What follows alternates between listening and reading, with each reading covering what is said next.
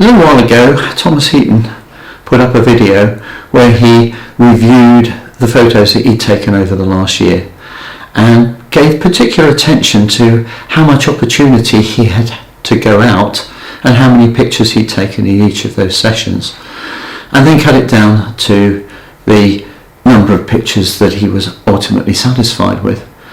Now, in that analysis, Thomas came to the conclusion that he went out about 65 days a year, which, as he acknowledges, for somebody who does this full time, is not really that many.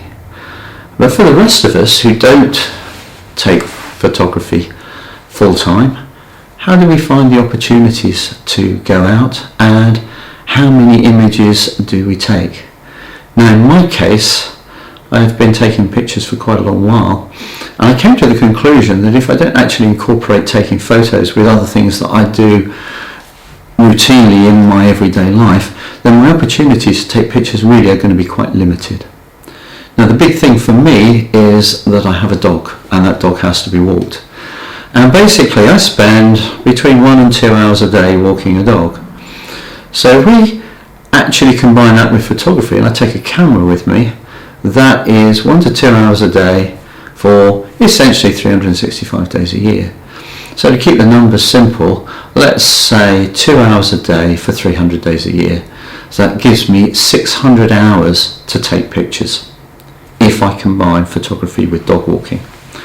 Now, clearly there are some issues there. If I've got a big boisterous dog on the end of a lead, that pretty much rules out using tripods. It pretty much rules out changing lenses, and it certainly rules out using filters. So if I am to combine photography with walking my dog, then I have to make some allowances in terms of the gear I use and the attitude I take towards quality of the image that I get. So to tackle that, I decided that I needed a pocket-sized camera that I could take with me. And some things that I needed to take account of was that if I'm not using a tripod, I really need reasonably decent image stabilization, and ideally I like a system with reasonable dynamic range. Now, life being what it is, I can't satisfy all of those. So what I ended up with was buying a Lumix Gene X9, which is a micro four thirds camera. Gives me 4 stops of image stabilization. The dynamic range for micro four thirds is not brilliant, but the system is highly portable. And I bought that system with a kit lens which has a 12 to 32 zoom range. So that gives me basically 24 to 64 millimeter full frame equivalent. So that's really quite useful as a walk around lens. So what I'm going to do now is show 35 pictures which are some of the more satisfying pictures that I've taken. I don't like the term portfolio. I don't really put a portfolio together, and as Thomas Heaton acknowledges, portfolio is very much a personal thing, and your attitude to your best pictures will change over time. So I think it can be a little bit misleading to dive in and say this is portfolio quality, this isn't portfolio quality. It's not really the way I think about things. But basically what I do is I go out 300 days a year and I take about five pictures on average a day, so 1,500 pictures a year.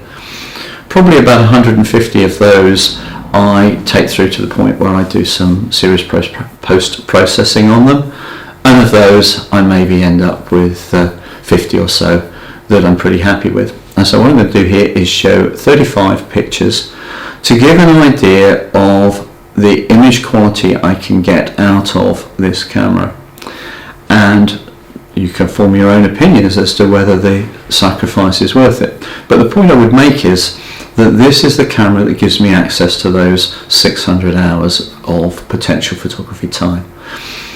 I have other time that I could spend specifically to take photographs, and there is no reason why I shouldn't use a larger format camera to obtain higher quality images from that. But those 600 hours give me an awful lot of practice time to develop my skills. And not only the camera but also to maximise the amount of information I can get out of those files with post-processing, and develop the most effective approaches for post-processing for the sort of work that I do. So what I'm going to do, run the pictures now, and at the end of it I will draw a few conclusions for what I think come out of it, and obviously you can draw your own conclusions.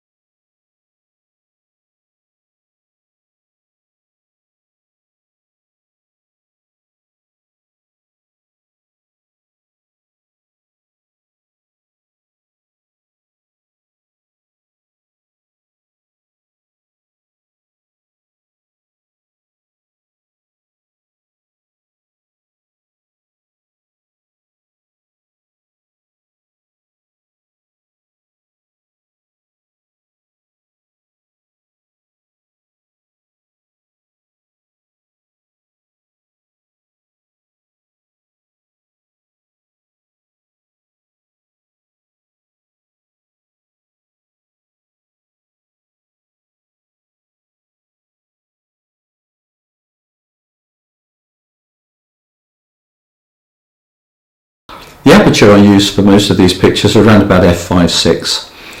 and that really probably is close to the sweet spot of the kit lens that I'm using. And also with micro four thirds, it gives me plenty of depth of field. I'm not really concerned overly with depth of field. I'm going to have pretty much front to back sharpness, pretty much, or certainly at the widest angle. So, very simple system. You've seen the images. What I would say from all of this is that I don't tend to analyse a scene before I take the shot. But it's quite interesting, certainly to me, to look through the images I've got and look for the, if you like, style, a word I don't particularly like, but if you say my image style, certainly there are some common themes. There aren't a lot of those that really stick rigidly to rule of thirds. I do tend to have a liking for lead-in lines, although I like leading lines to lead somewhere. I don't like the idea of just banging some leading lines and they just sort of fade into the mid-ground. A vanishing point is fine, but I like leading lines to lead to something. I also have an attraction for S-curves into leading lines, and I also have quite a lot of my images where I place the main area of interest at the centre, so I am looking for some sort of axial symmetry across the width of the image. But those aren't things that I consciously are looking for when I take the image. I liken it to driving a car. When you're learning to drive the car, you're thinking very much about what you're doing, but once you learn how to use the controls, you pretty much do all of that by autopilot and responding to what's in front of you when you're driving. And I think, from my point of view, certainly for photography, that is the approach I take. I shoot what's in front of me. Any analysis I might do is after the event, and it's quite interesting. I'm not sure that it will actually make me change what I'm doing. But hopefully what will come out of this is I might have persuaded you that it's worth possibly even investing in an extra camera that you can take with you everywhere, and don't be afraid to shoot. It's very difficult to find time for photography, and if you're overly obsessed about everything having to meet the absolute technical standard to enable you to produce enormous prints, you're going to miss an awful lot of opportunities to practice and potentially an awful lot of fun. So thanks very much for watching. Hope you enjoyed it, and goodbye.